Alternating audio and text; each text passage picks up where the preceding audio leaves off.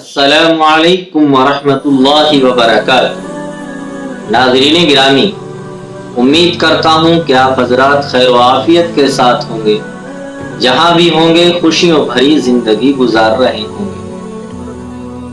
آج آپ کی خدمت میں حاضری ہوئی ہے ایک سبق آموز قصے کو لے کر۔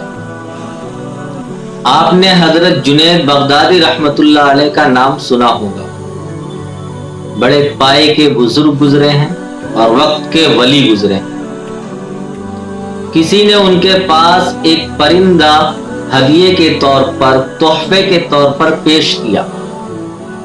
حضرت جنید بغدادی رحمۃ اللہ علیہ نے اسے قبول فرما لیا اور اسے ایک عرصے تک، ایک مدت تک اپنے پاس پنجرے میں بند کر کے رکھا۔ پھر اچانک ایک دن حضرت جنید بغدادی رحمۃ اللہ علیہ نے اس پنجرے کی کھڑکی کھولی اور اسے آزاد کر دیا، اڑا دیا۔ جب مریدین نے دیکھا اور لوگوں نے دیکھا تو کہنے لگے کہ حضرت، آپ اتنی مدت سے اور اتنے عرصے سے اس پرندے کا خیال رکھ رہے ہیں، اس کو کھانا پانی ڈالتے ہیں، اور آج آپ نے اچانک اسے آزاد کر دیا۔ تو حضرت جنید بغدادی رحمۃ اللہ علیہ نے کہا کہ آج اس پرندے نے مجھ سے کہا کہ جنید، تم تو اپنے دوستوں کے ساتھ یوں لطف اٹھاؤ اور یوں مزہ لو، اور مجھے پنجرے میں قید کر کے غم والی زندگی دیتے ہو، میں غم خار ہو کر زندگی گزارتا ہوں۔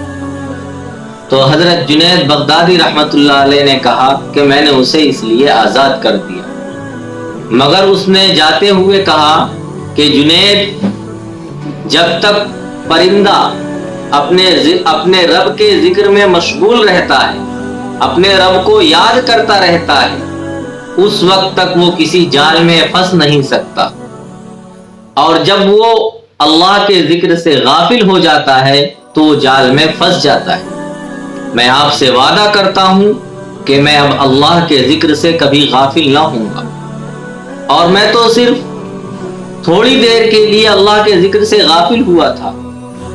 جنید، افسوس ہے ان لوگوں پر، ان کا کیا حال ہوگا، اور ان کے قید کا زمانہ کتنا لمبا ہوگا، ان کی مدت کتنی طویل ہوگی جو اپنے رب کے ذکر سے ہمیشہ غافل رہتے ہیں۔ پھر اس کے بعد وہ پرندہ حضرت جنید بغدادی رحمۃ اللہ علیہ کے پاس کبھی کبھی آتا بھی تھا، آپ کے دسترخوان پر بیٹھ کر اپنی چونچ سے کھاتا بھی تھا۔ جب حضرت جنید بغدادی رحمۃ اللہ علیہ کا انتقال ہوا تو وہ پرندہ وہیں تڑپ کر گرا اور مر گیا۔ لوگوں نے اس پرندے کو بھی حضرت جنید بغدادی رحمۃ اللہ علیہ کے ساتھ دفن کر دیا۔